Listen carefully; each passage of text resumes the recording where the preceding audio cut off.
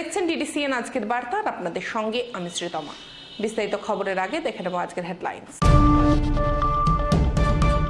আদিবাসী সম্প্রদায় ও দক্ষিণ দিনাজপুর জেলা বিজেপির পক্ষ থেকে পালন করা হলো আদিবাসী বিদ্রোহের প্রতীক হুল দিবস।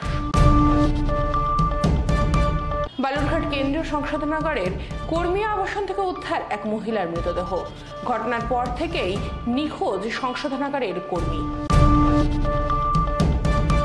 শারীরিক অসুস্থতা ও কাজ না থাকায় অর্ধাহারে অনাহারে দিন কাটছে নলতাহার এলাকার দিদিমণি হেমব্রমের, আর্জি সরকারি সাহায্যের। অষ্টম শ্রেণীর ছাত্রকে অপহরণ করে 60 লক্ষ টাকার মুক্তিপণ চেয়ে পরিবারকে ফোন অপহরণকারীদের। ঘটনাকে কেন্দ্র করে চাঞ্চল্য কালিয়াচকে।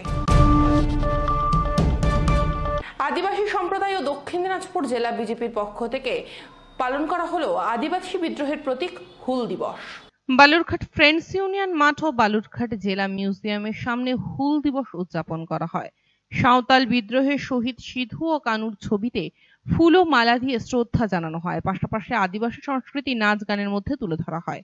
এদিন জেলা মিউজিয়াম ও প্রশাসনিক ভবনের সামনে সিধু কানির অস্থায়ী মঞ্চে হুল দিবস পালিত হয়। অনুষ্ঠানের সূচনা করেন আদিবাসী সংগঠনের সদস্যরা। এছাড়াও সিধু কানির মঞ্চে নানা সাংস্কৃতিক অনুষ্ঠানের মধ্যে দিয়ে দিনটি উদযাপন করা হয়।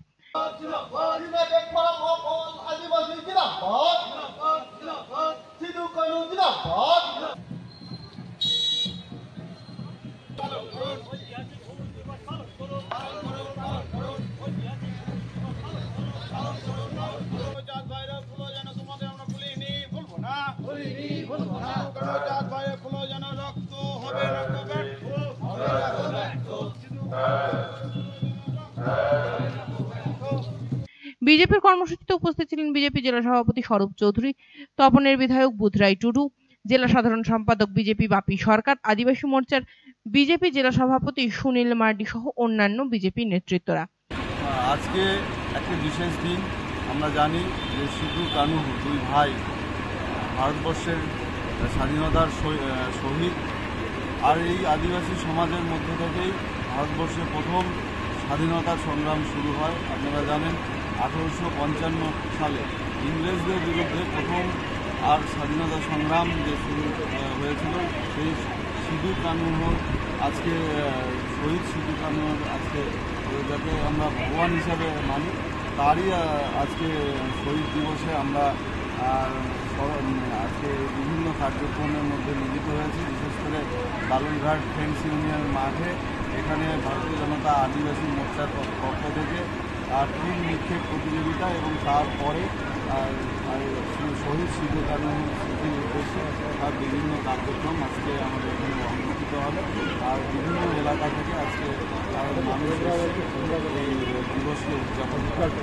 হুল দিবস উপলক্ষে তীরন্দাজির আয়োজন করা হয়। সাঁওতাল বিদ্রোহে শহীদকে সিধু কানুকে শ্রদ্ধা জানানোর পাশাপাশি কিভাবে আদিবাসী স্বাধীনতা সংগ্রামে অগ্রণী ভূমিকা পালন করেন তার ব্যাখ্যাও তুলে ধরা হয় এদিন।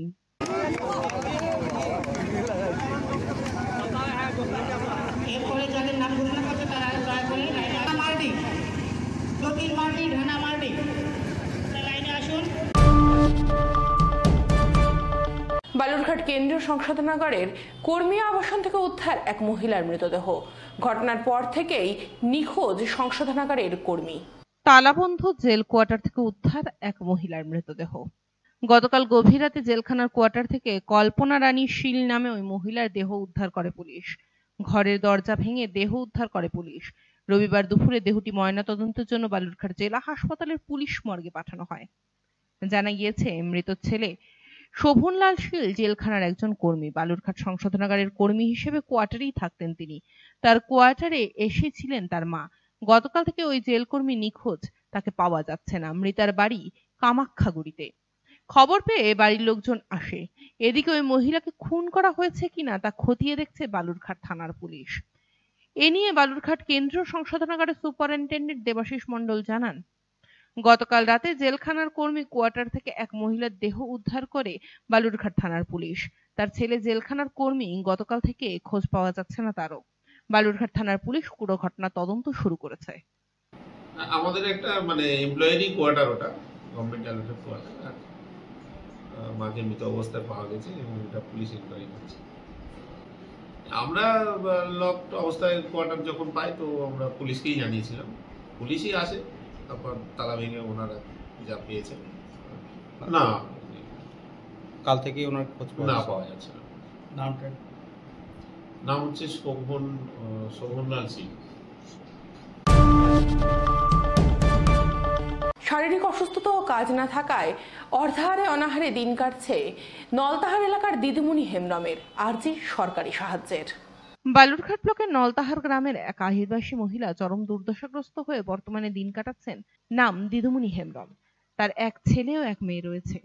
বর্তমানে সে জটিল রোগে আক্রান্ত থাকায় অর্ধাহারে অনাহারে দিন পাড়ি দিচ্ছে পরিবার। নলতাহার গ্রামে গিয়ে দেখা গেল ওই মহিলা প্রায় অর্ধাহারে অনাহারে দিন কাটাচ্ছে। শরীরে বাসা বেঁধেছে বিভিন্ন ধরনের মরণ রোগ। এখনো পর্যন্ত কোনো রকম সরকারি সাহায্য পাননি বলেই দাবি করেন পরিবার। তার এক ছেলে এবং এক মেয়ে রয়েছে, তারাও নাবালক ও নাবালিকা।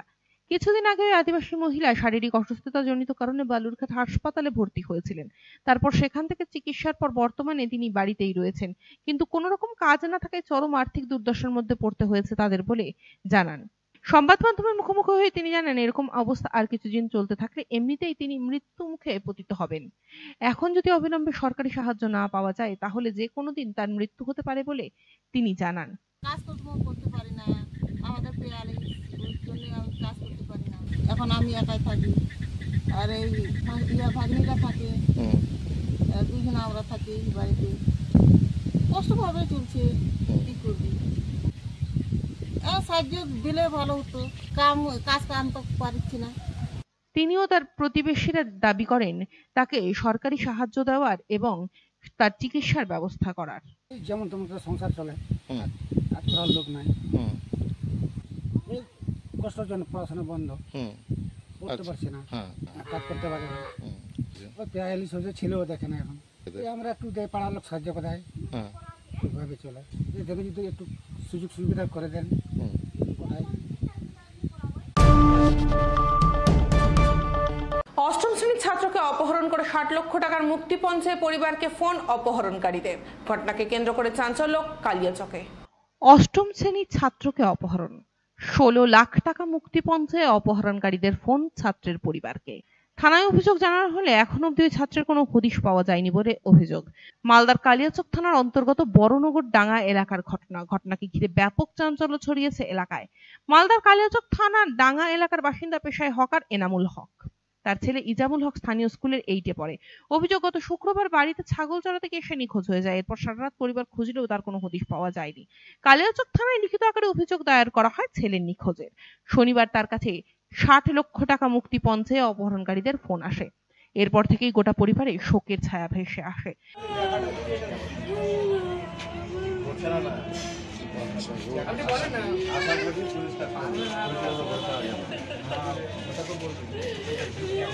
এখন অব্দি ওই ছাত্রের কোনো হদিশ পাওয়া যায়নি।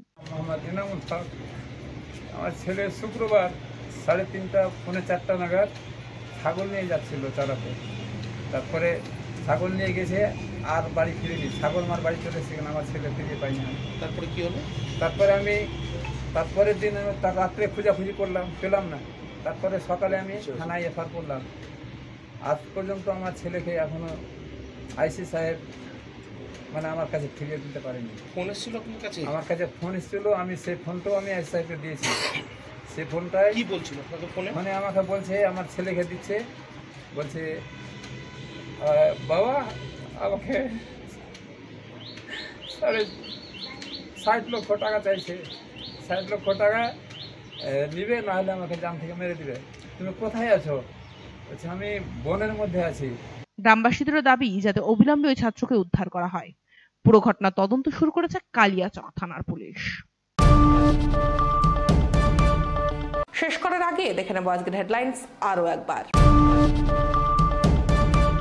আদিবাসী সম্প্রদায় ও দক্ষিণ দিনাজপুর জেলা বিজেপির পক্ষ থেকে পালন করা হলো আদিবাসী বিদ্রোহের প্রতীক হুল দিবস।